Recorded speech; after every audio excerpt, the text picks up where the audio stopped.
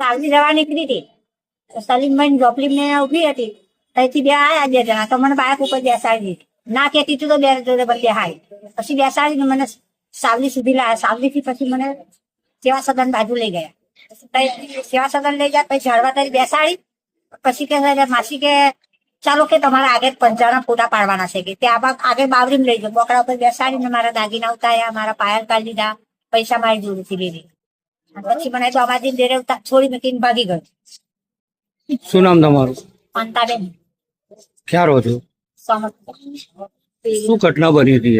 હું અહીં જાણકે આવી પછી સતત ગઈ લાગણી ભરવા પછી દવાખાને ગઈ છે હવામાં આવ્યો કે બા મારી પાસબુક કે તમારે જડી કે તમે નહીં જડી ભાઈ માટે હાલ તપાસી એટલે મને નહીં જડી કે નહીં જડી મક ના તમારે પાસ કોઈ લે તો તમારે જવાબ આવે લેવી મેં નહીં લીધી ભાઈ કે હા હું નહીં જતી પણ હાલો કે હું તાલુકા પંચાયતની નોકરી કરો તમે તો તમને ફોર્મ ભર્યાનું કે તો આજનો દિવસથી પૈસા તમને ડબલ થઈ જશે 70,000 પડી જશે ફોર્મ ભર્યા હેડો કે મને લઈ ગયો ફોર્મ ભર્યા લાવ્યો અને પૈસા કેટલા છે તમે આટલા બેઠ કે લાવ ઉપાડ લો કે ઉપાડીને ડબલ મેં મેળવેલું કે મશીન લાવ કે તે ઉપાડાઈને ડબલ મેં મેળવેલા મશીન કે પછી જોવા પછી એવું કર્યું એ તો પાવતી આવી દીધી એ તો પણ કર્યું.